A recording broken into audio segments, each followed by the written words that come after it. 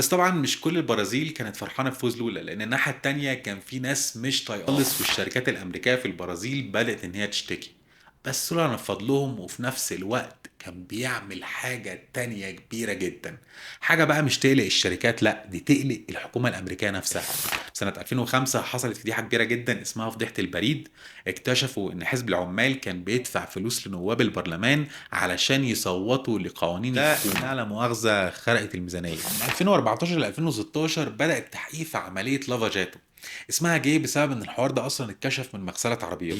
الاقتصاد كان سيء، البيئه متدمره، الفقر زاد، والمعلم بولسونارو عمال ينكر الوباء اصلا والناس بتموت قدام عينيه. السلام عليكم. يوم 1 يناير سنة 2003 كان أول يوم للولا دا سيلفا في القصر الرئاسي في برازيليا. الطفل اللي اتولد في صحراء وعاش فقر خلاه حتى ما يقدرش يكمل تعليمه، عامل مصانع الحديد والأساس، بقى رئيس أكبر دولة في أمريكا اللاتينية. واليوم ده كان في حوالي 200 ألف واحد من العمال والناس البسيطة اللي نزلوا علشان يحتفلوا بلولا في الشارع، لأن هما بالنسبة لهم شايفين إن ده مكسب ليهم قبل ما يكون مكسب للولا. خلاص أخيرا والأول مرة في تاريخهم واحد منهم بيوصل للكرسي اللي كان الأغنياء واليمينيين مسيطرين عليه لقرون طويلة.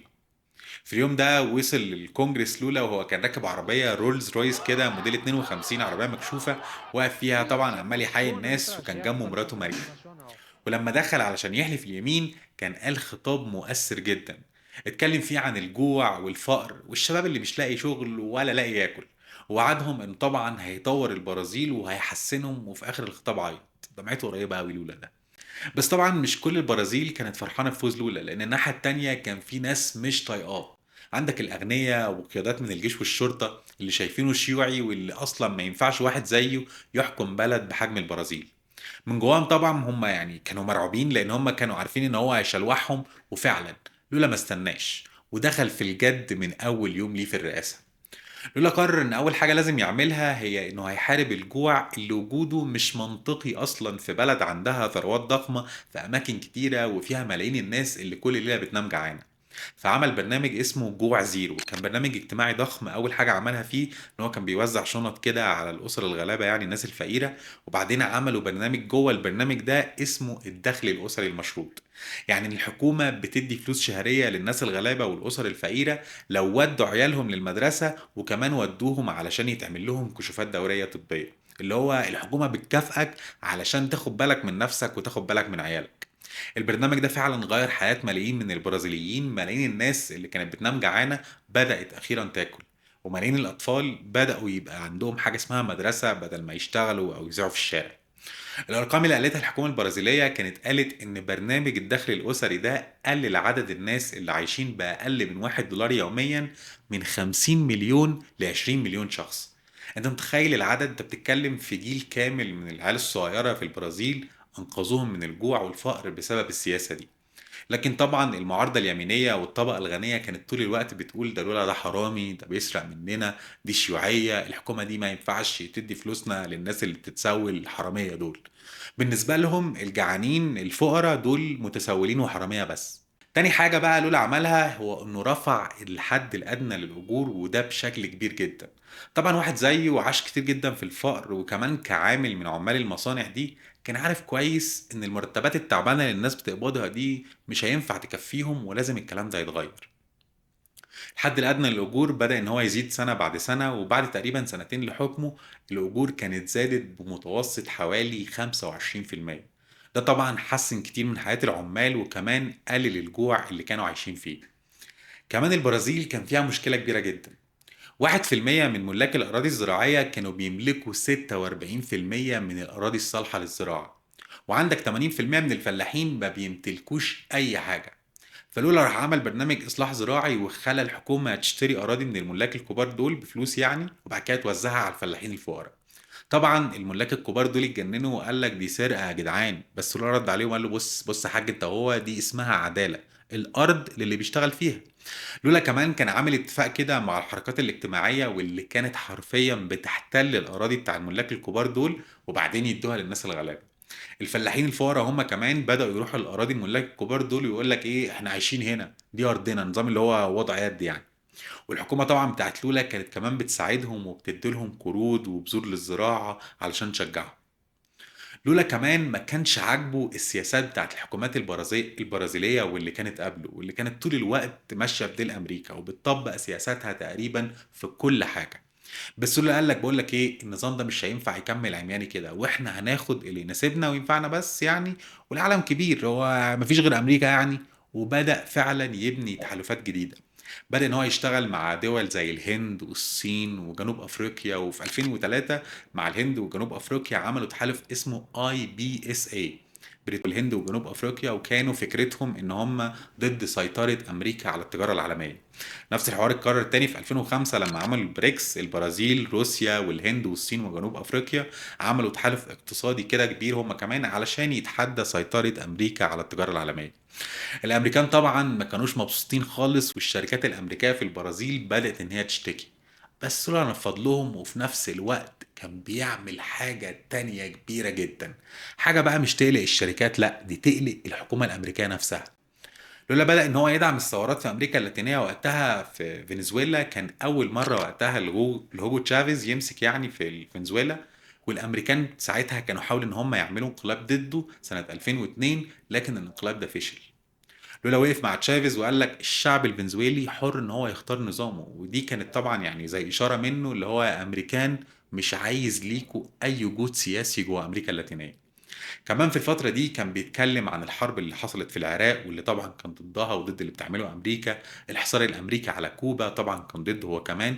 وطول الوقت كان بيتكلم في فكره الفقر والجوع اللي موجودين في العالم، وان دور الدول الغنيه ان هي لازم تساعد الدول الفقيره دي. في الفترة من 2003 ل 2010، السنتين الأولى والتانية من حكم لولا، الاقتصاد البرازيلي كان بدأ يركب الصاروخ ويعلى جدا. الفقر بدأ يقل، البطالة بدأت تقل، الناس بدأ يبقى عندها أمل. وده لأن الصراحة برضو السياسات الاجتماعية بتاعت لولا كانت ناجحة جدا.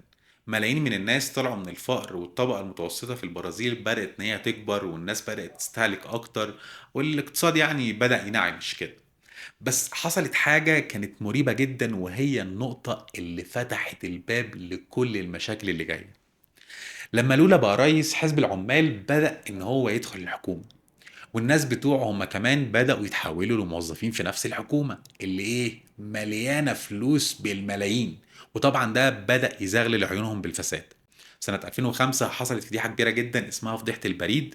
اكتشفوا ان حزب العمال كان بيدفع فلوس لنواب البرلمان علشان يصوتوا لقوانين الحكومة، يعني رشوة صريحة. التحقيقات بدأت والناس اللي في الحزب اتقبض عليهم، وكمان كان في نائب الرئيس بتاع لولا اسمه خوسيه إيلينسو، هو كمان كان ملطوط في الفضيحة دي.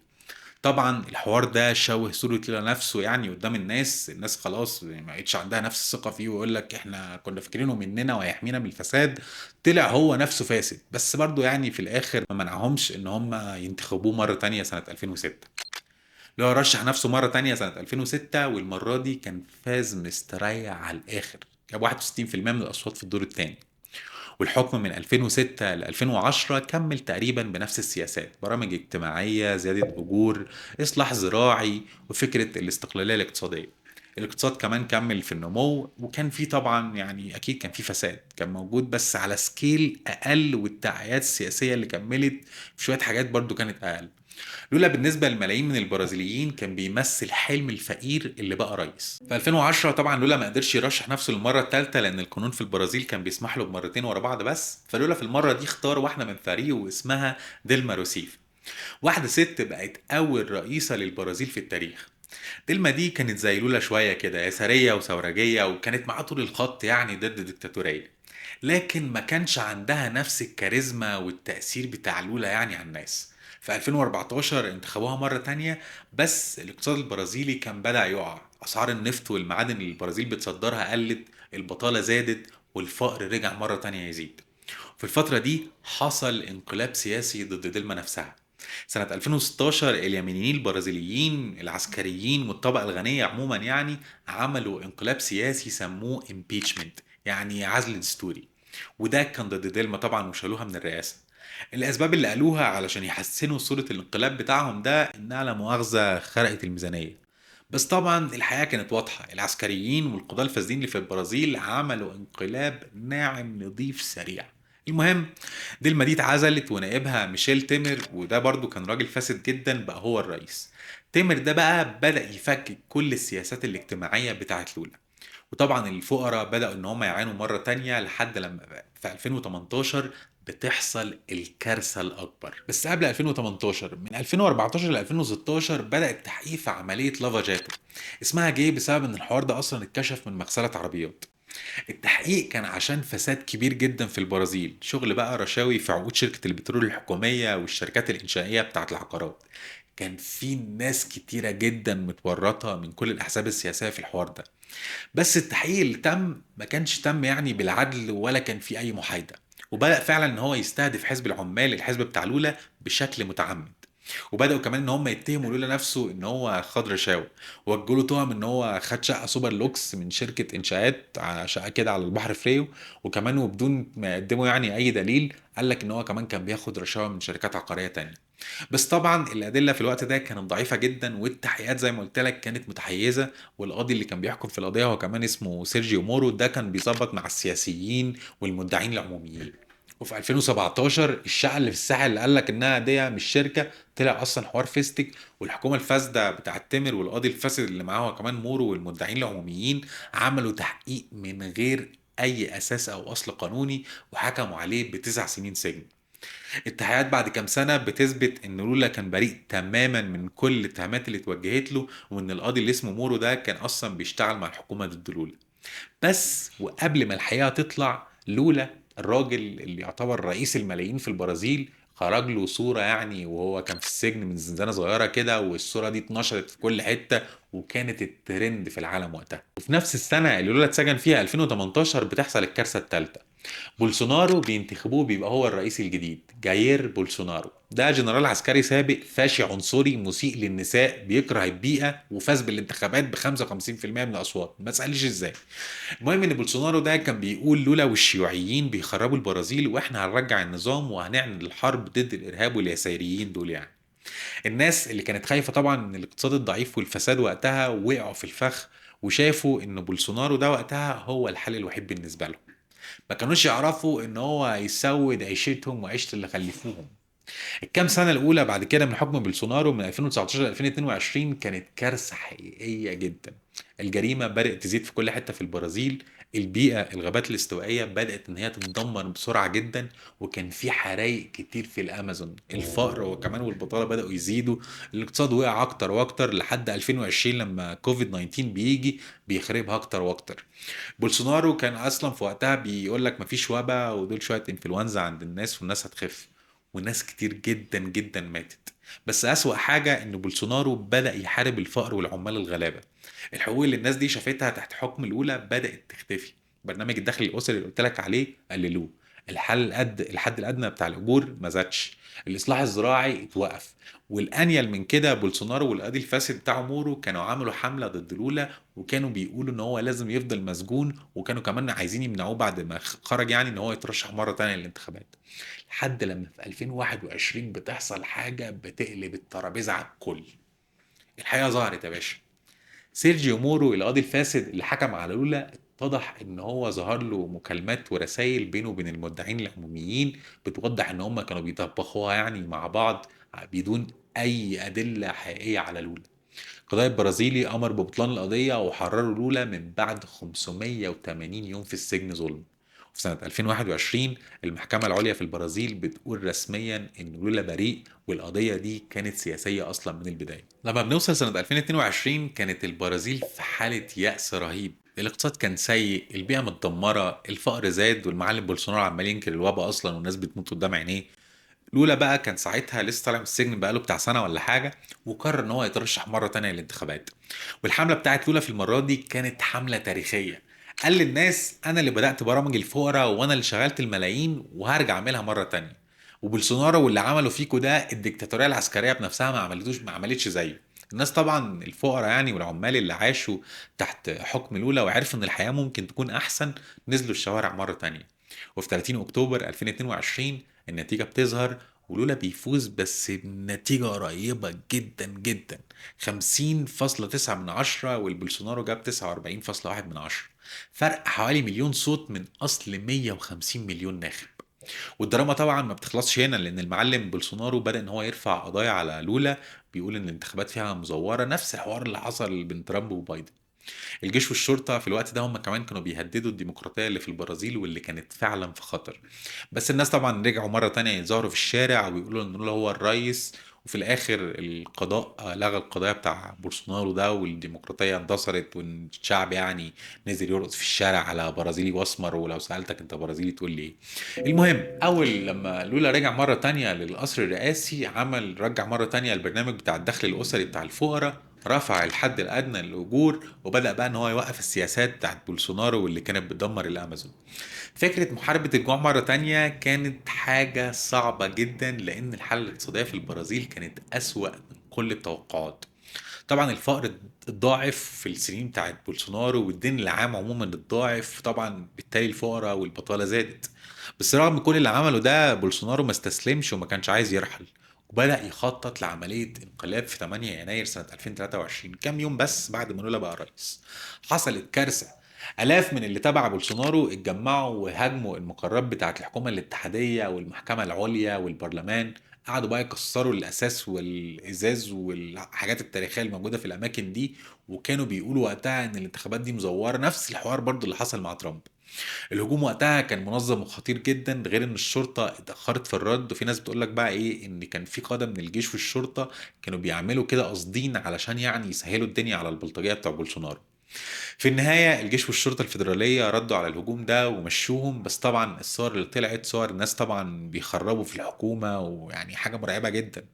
لولا من جوه القصر الرئاسي في اليوم ده قال اللي عملوا كده هيدفعوا الثمن، دول ارهابيين ويعني مش هنسيبهم هنجيبهم. بس الخناقات دي جوه. بالنسبه للسياسه العالميه، لولا من زمان وهو بيدعم القضيه الفلسطينيه. في 2023 لما حصلت الحرب على غزه، لولا كان من اول الرؤساء اللي كانوا بيطالبوا بوقف اطلاق النار وانهاء الحرب دي فورا. وكان بيوصف تصرفات اسرائيل في غزه بان هي مذبحه، وان اللي بيحصل ده عمره ما كان حرب، ده اباده جماعيه. راجل ما بيخافش، زيه كده زي المعلم بيترو. رأيه بيخليه رمز عالمي، مش مجرد بس رئيس البرازيل. الفقر لسه موجود في البرازيل، الأمازون لسه بتعاني، والفساد لسه بينخر في البرازيل وفي حكومة لولا نفسها. الجيش والقضاء هما كمان لسه ممكن يعملوا انقلاب مرة تانية على لولا. بس لولا رجع علشان يقود البرازيل لمستقبل هو شايفه أفضل، وحكايته لسه ما خلصتش. بس الحلقة دي خلصت. يا ريت بقى لو حاجة دي عجبتك لايك، شير الفيديو، سبسكرايب في القناة، اكتب لنا في الكومنتس مين هي الشخصية التاريخية أو الحالية اللي انت حابب ان احنا نتكلم عليها. اشوفكم الحلقة الجاية، سلام.